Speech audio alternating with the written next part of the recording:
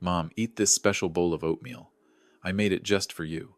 I was standing in the kitchen holding a cup of tea that had already gone cold. Through the fogged glass, I watched my son lean in and quietly slip something into my wife's bowl of oatmeal. Strangely enough, I didn't shout. I didn't rush over. I just waited. And when my daughter-in-law came back to the table, I calmly switched the bowls. But before I go on, take a moment to subscribe to the channel and leave a comment telling me where you're listening to this story from. Now, let me take you back to that morning. I still remember that day clearly. A light rain fell, steady and cold, as if the house itself was breathing out a tiredness that had been building for months. After switching the bowls, I went back to my old spot and sat down on the wooden chair by the window. No one noticed anything unusual. At least, that's what they believed. Eleanor leaned back in her armchair, a thin blanket resting across her knees. She had grown much thinner over the past few months.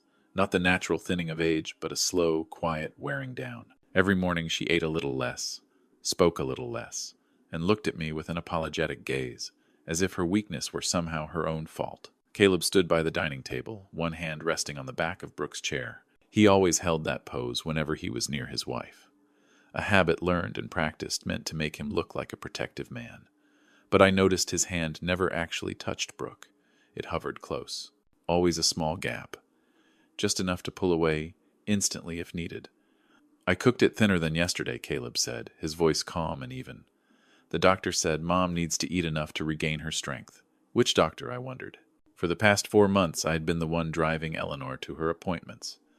I was the one sitting in the waiting rooms, listening to every cautious conclusion, every uncertain shake of the head. Not one of them had ever said her condition would decline this quickly. Brooke pulled out her chair and sat down, carefully adjusting the cuff of her blouse. She always dressed neatly in the mornings, even at home, as if she were always ready to step outside, always ready to be seen. On the table, her bowl of oatmeal looked exactly like Eleanor's. Same color, same smell, same gentle warmth rising into the air. I lifted my teacup and took a small sip. The tea tasted weak. I didn't add more water. I wanted to keep that feeling. The sense of something being insufficient, unfinished, the same way everything in this house now felt. In my mind, old memories began to settle into place. Slowly, without any need to rush. Caleb and Brooke moved in 4 months ago, right around the time Eleanor started feeling more exhausted after a mild cold. They said they wanted to take care of us. They said a house this big shouldn't be left to 2 elderly people alone. I didn't object, partly because Eleanor smiled when she heard our son say those words.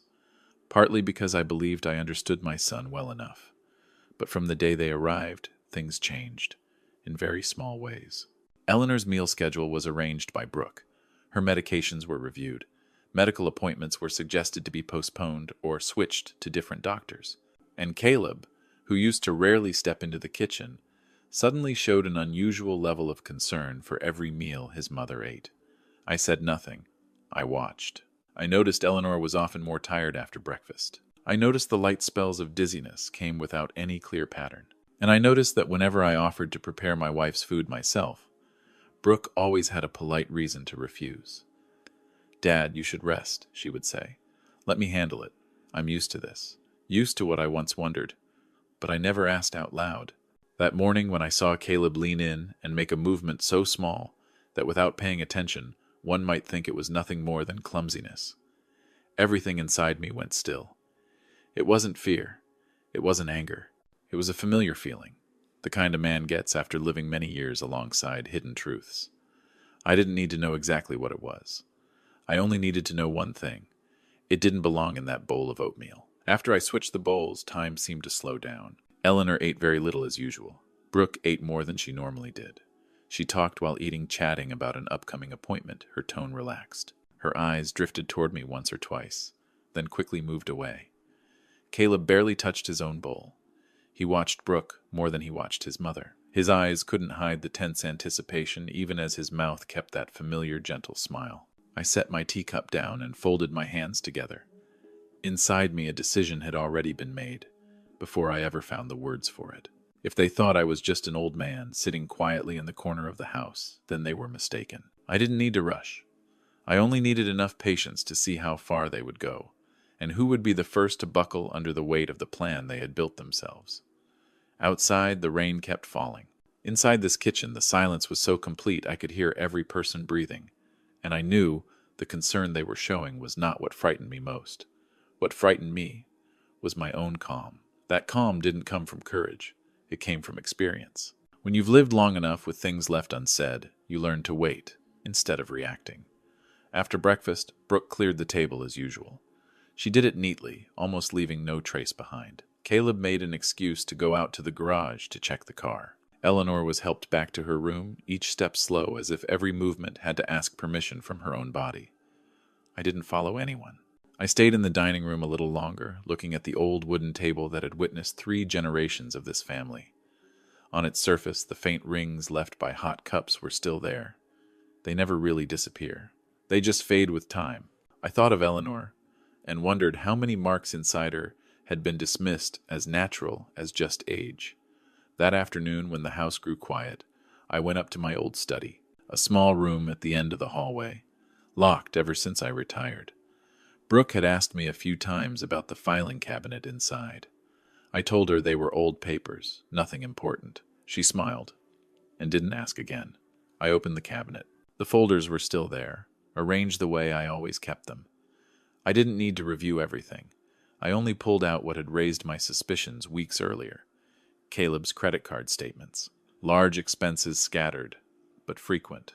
Cash withdrawals with no clear purpose. And then, a copy of an insurance policy Brooke had forgotten on my desk one afternoon. I remembered that day clearly. She said it was just standard consultation paperwork, nothing I needed to worry about. $3 million. Not a large amount for people in big cities. But for a family like ours, it was an entire future already priced. I sat down and turned the pages slowly. Eleanor's name was there, and her shaky signature, one I recognized immediately.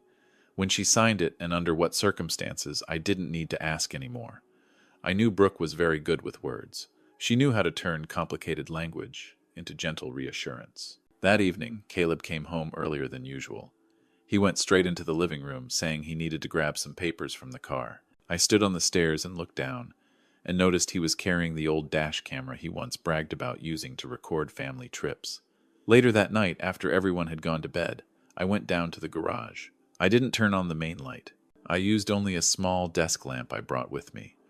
Caleb never changed the camera's password. He was never careful with things he believed were harmless. I didn't watch everything. I fast-forwarded looking for clips where the audio was clearer than the video. And then I heard Brooke's voice, cold, precise. Nothing like her gentle daytime tone. "Is that dosage enough?" she asked. Caleb was silent for a few seconds. "I think it's fine. But if nothing happens, we increase it a little. No names, no explanations, just short sentences, as if they were discussing a change in a meal plan." I turned the device off and put everything back exactly where it was. On my way upstairs, I stopped outside Eleanor's door. The nightlight spilled through the crack. I heard her breathing, slow, steady, tired. I didn't wake her. Not yet. The next morning, breakfast went on as usual. The same table. The same familiar smell of oatmeal. Brooke sat down and lifted her spoon before Eleanor did. I noticed her hand trembled slightly. Just a little. It could have been fatigue, or a feeling she hadn't yet found a name for. I sat across from them, watching quietly. Caleb barely took his eyes off Brooke. The anticipation in his gaze was no longer carefully hidden like the day before. He wasn't playing the devoted son anymore. He was just someone counting time. Brooke brought the spoon to her mouth. I saw the exact moment her expression changed. Not much. Just a quick frown, quickly masked by a strained smile. "The oatmeal today tastes different," she said, trying to sound normal. Caleb turned to her. "Different how I don't know," Brooke replied, setting the spoon down. "There's something bitter at the end." I took a sip of my tea, the same weak taste as always. Inside me, my heartbeat didn't change. I felt no satisfaction, only a sharper clarity that the shell they had worked so hard to build was beginning to crack. And once those cracks appear, the question is no longer whether the truth will come out. Only when. Those cracks didn't take long to spread. Just 15 minutes later, Brooke began to change. At first, it was a very small restlessness. She kept shifting in her chair, placing a hand on her chest, then dropping it again, as if she didn't know where to keep her hands. Caleb noticed before I did. He leaned toward his wife and whispered something. Brooke shook her head and tried to smile, but the smile couldn't hold. The air in the dining room grew thick. Eleanor looked up at her daughter-in-law, her eyes tired, but still clear enough to sense that something was wrong. She was about to ask, but Brooke suddenly stood up, the chair scraping sharply against the wooden floor. I don't feel well, Brooke said, her breath short. It's probably just fatigue. Caleb reached out to steady her, but Brooke pushed his hand away. She took 2 steps, then stopped gripping the edge of the table. Her face drained of color quickly, as if it were being pulled straight from her skin. I remained seated. I didn't need to stand to see what was happening. Caleb turned to me. For the first time that morning, he couldn't keep the calm in his eyes. Dad, do you see anything wrong? I set my teacup down carefully. You should ask your wife, I said. My voice wasn't raised. It wasn't lowered either. It was simply the right answer in the right place. Brooke's breathing grew faster. She lifted a hand to her throat as if the room had suddenly run out of air. Eleanor rose in alarm, but I motioned for her to sit back down. She looked at me full of questions. I shook my head gently. Not yet. Caleb hesitated. He looked at Brooke, then at me, then toward the door. We should call for help, he said, but his voice lacked conviction. He knew I was waiting for something, and he knew he couldn't leave this room without giving an answer. Brooke slid back into the chair, sweat forming on her forehead. She tried to say something, but the words broke apart halfway through. Then, as if she no longer had the strength to hold it in, she looked up at Caleb, panic and anger colliding in her eyes. You told me it wouldn't have a smell, she blurted out. You said it was safe. The room fell silent, a heavy silence, thick enough for every word to hang in the air. Caleb went pale. What are you talking about? He whispered, but it was already too late to pretend he didn't understand. Brooke laughed, a crooked, uncontrolled laugh. You said we just had to wait a little longer. You said it would all end cleanly, and now, she stopped gasping. You're going to let me sit here like this? I stood up. No rush, no noise. I walked to the dining room door and closed it. The sound of the lock was soft, but clear enough for everyone to hear. What are you doing, Dad? Caleb asked, his voice sharper than before. I returned to the table and placed a stack of papers in the center. Those pages had been sitting in my drawer for weeks. I was only choosing the right moment to bring them into the light. We're going to talk, I said. Right now. Brooke stared at the papers, her eyes unsteady. She understood what words like those could do. Caleb didn't look at them. He looked at me, and for the first time he no longer saw an old man. In here, I continued, are the things you both thought I'd never put together. The debts, the conversations, and the thing you like to call the dosage. Eleanor stood again slowly. She came to my side, her hand trembling. Harlan, she said softly. I placed my hand over hers. I know, I said. I've known for a long time. Brooke began to shake harder. She looked around as if searching for an exit that didn't exist. What do you want? She asked, her voice breaking. I want the truth, I answered. Not to punish, but to end this. Caleb lowered his head. His shoulders sagged, as if the final weight had finally been set where it belonged. I didn't have a choice, he said. It all went out of control. When did it start? I asked. He stayed silent. Brooke let out a weak laugh. From the moment he decided everything could be solved by closing the door on someone else, she said. I reached into my jacket and took out a small vial. None of them knew what it was. I placed it on the table well out of Brooke's reach. This isn't what you think, I said, but it's enough to stop what's happening. Caleb looked up. You were prepared. I prepared myself to face my own son, I replied. That's far more difficult. Brooke closed her eyes and took a deep breath. When she opened them, the sharpness was gone. Only exhaustion and fear remained. I'll talk, she whispered, but after that, this won't stay a secret. I nodded. It stopped being a secret the moment you both believed I couldn't see. Outside, the rain had stopped, but inside this room, the real nightmare was only just beginning to show itself. Brooke began to speak slowly, as if every sentence had to be pulled up from somewhere very deep. She didn't look at me. She didn't look at Caleb either. Her eyes stayed fixed on the edge of the table, where the paint had peeled away long ago. We didn't mean for things to get this messy, she said. At first it was just buying time, waiting for things to sort themselves out. Caleb collapsed into his chair. He buried his head in his hands. From that position he looked much smaller than the man he had been trying to appear as for months. Debt isn't a small thing, he said, his voice rough. Not like anything you've dealt with before, Dad. They don't wait. They don't negotiate. I didn't interrupt. I let them talk. Once people start speaking, the hardest part isn't forcing the truth out of them. It's not stepping in to soften it. Brooke continued, her voice steadier now. Caleb thought that with the insurance money, everything would be over. We could sell this house, pay off the debts, and start over somewhere else. Start over, I repeated. Without your mother in it. She went quiet. Caleb looked up, then looked away. The answer was right there, in that avoidance. I've worked with insurance files before, Brooke went on, almost like she was reading from a report. I know how things work. I know which details don't get questioned. Eleanor trembled slightly beside me. I tightened my grip on her hand. I didn't look at her. If I did, I knew I wouldn't keep my voice as steady as it was now. And this I asked, nudging the stack of papers toward them. Last year? Caleb flinched. Dad, what do you know? I know enough to understand why my own health declined for a short time, I said. And I know enough to recognize that it wasn't random. Brooke snapped her head toward Caleb. The fear in her eyes was gone, replaced by anger. You didn't tell him, she demanded. You said it was taken care of. Caleb shot to his feet. Stop it, he snapped, then realized his voice was too loud. He lowered it. Not now. No, Brooke said. Now is exactly the time. She turned to me. You want the truth, don't you? Then listen carefully. I didn't come up with that idea. I just helped him find a way. He's the one who said his father wouldn't notice. That you were old.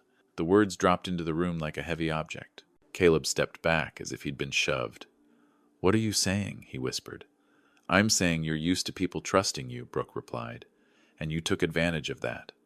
I looked at my son. For the first time, I wasn't searching for excuses for him. I was simply looking as if at a stranger stepping out of the dark. Just then, there was a steady knock on the dining room door. Not urgent, not rushed. As if whoever stood outside already knew the door would open. Eleanor stepped forward. From the pocket of her cardigan, she took out a small recorder and placed it on the table. Go on, she said. Her voice was weak but clear. Everything is being recorded. Caleb spun toward her. Mom, weren't you supposed to be resting? I've rested enough, Eleanor said, and I've heard enough. Brooke closed her eyes. She knew the game was over, not because of me, but because the person she believed to be the weakest in this house had stood up. The knock came again, closer this time. I went to the door and opened it. 2 uniformed figures stood outside, calm and composed. I nodded and stepped aside. Caleb panicked. When did you call them before you thought you still had time? I said. One of them entered, scanned the room, then looked at the papers, the recorder, and the faces that could no longer hide anything. Caleb turned to Brooke, his voice breaking. You said everything would be fine. Brooke laughed. A short, bitter sound. You never listened when I said what fine really meant. Caleb turned to me, grasping for something. Dad, I just need one chance. I looked at him for a long time. You had many chances, I said. You just didn't use them to protect your family. Eleanor stood beside me, her back straighter than it had been that morning. She didn't cry. She simply looked at her son, like someone watching a door close for good. When they were led away, I didn't follow. I stayed in the dining room where everything had begun. On the table, the bowl of oatmeal had long since gone cold. I knew that from this moment on, nothing would ever return to the way it was. But sometimes closing a door isn't about ending something. It's about making sure the darkness never comes back in. The house grew quiet very quickly after they were gone. Not the comforting kind of quiet, but the silence that settles after a storm passes, when everything is still standing, yet nothing is in quite the same place. Eleanor lowered herself into her familiar armchair. Her breathing slowed, deep and steady, as if she had finally set down a weight she'd been carrying for far too long. I stood by the window, watching the rain fade completely. The pale afternoon light spilled into the yard, brushing against the worn walls of this old house. I realized I no longer felt angry, only tired. The days that followed passed quietly. Everything was handled the way it needed to be, step by step, without haste. Eleanor and I didn't talk much about what had happened. We didn't need to. Some things once exposed are best left resting in the light without further explanation. One morning as we sat eating together, Eleanor placed her hand over mine. We can't stay here anymore, she said softly. It wasn't a suggestion, just a truth spoken out loud. I nodded. I'd been thinking the same thing for a long time. This house held too many memories, both the good ones and those no longer meant to be carried. We began sorting through it room by room. No rush, no regret, just choosing what needed to come with us. When I closed the door to my old study for the last time, I didn't lock it. I left it open. A small habit. A reminder that the past doesn't need to be sealed away. It just shouldn't be allowed to control the present.